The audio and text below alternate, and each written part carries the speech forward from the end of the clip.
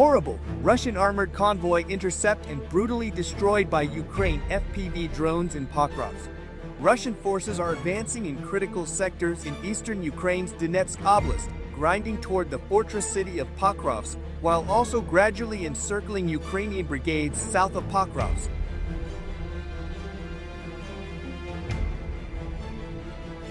And in Terny, 60 miles north of Pokrovsk, the Russians are creeping along a row of villages abutting the Zhirbets River, aiming for Zorykny. From Zorykny, the Russians could turn right and drive on the city of Lyman, itself part of a chain of strategic settlements including Siversk to the south. To slow them down, a pair of Ukrainian army mechanized brigades, the 60th and 66th, has deployed anti-tank missiles.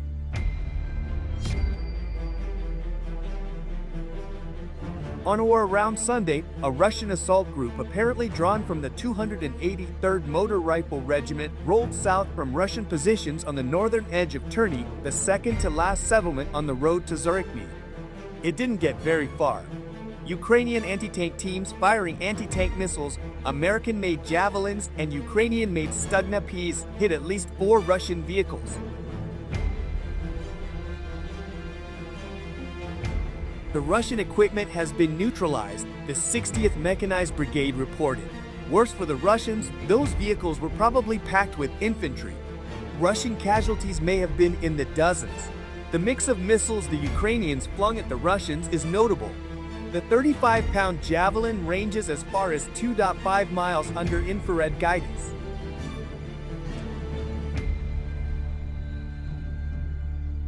As evident in the 60th Mechanized Brigade's video of the recent skirmish, a javelin angles up then dives down on its target in order to strike where combat vehicle's armor is thinnest. The 66-pound laser-guided Stugna-P attacks head-on, meaning it must punch through more armor to penetrate a vehicle. As consolation to its shooters, the Stugna-P has a remote launch function. Crews can trigger a Stugna-P from a distance, helping them to avoid any return fire.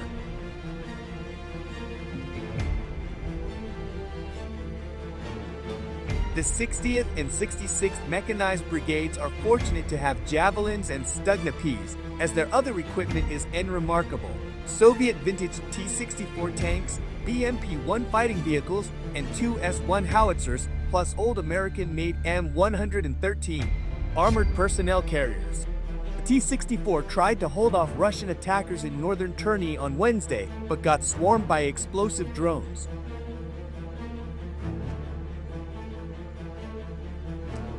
The Ukrainian Center for Defense Strategies expects the Russian attacks to intensify. The goal is to assist in the elimination of the Siversk bridgehead held by the Ukrainian Defense Forces, the group explained. Right now, the main thing preventing the Russians from making much progress toward that goal is a bunch of Ukrainian missile teams from a pair of otherwise under-equipped brigades.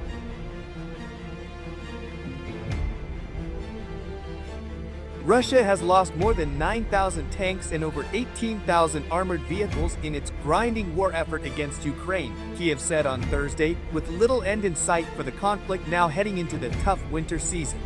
Ukraine's military said on Thursday that Russia had lost a total of 9,014 tanks since February 2022, including 17 over the previous 24 hours.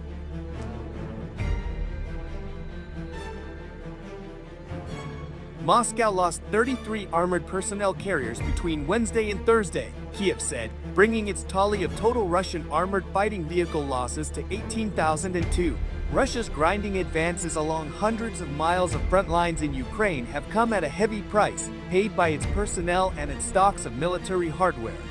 Russia captured eastern key cities such as the Donetsk settlements of Bakhmut last May and Avdiivka earlier this year, but sustained tank and armored vehicle losses.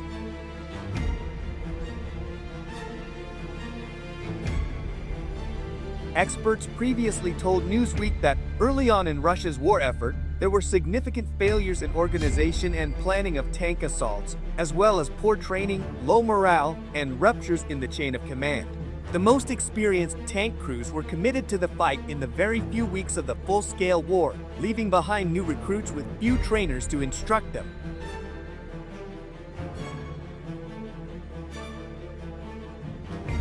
To backfill extensive losses, Russia pulled tanks from storage and placed its defense industry on a war footing, able to refill its stocks while taking constant hits from Ukrainian forces. Russian President Vladimir Putin said in February this year that Russia's domestic tank production had increased fivefold in the 2 years since the start of what Moscow has termed its special military operation in Ukraine.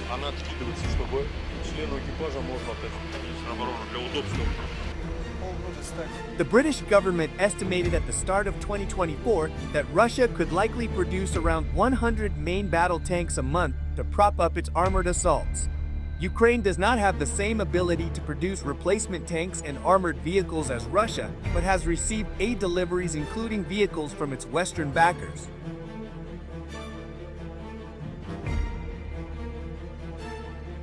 Russia's defense ministry said on Thursday that Ukraine had lost 18,634 tanks and armored vehicles in more than 2.5 years of war. Newsweek has reached out to the Ukrainian military for comment via email. Ukrainian sources have increasingly reported Russian assaults with small groups of infantry fighters coming up against Ukraine's defenses without using armored vehicles or tanks.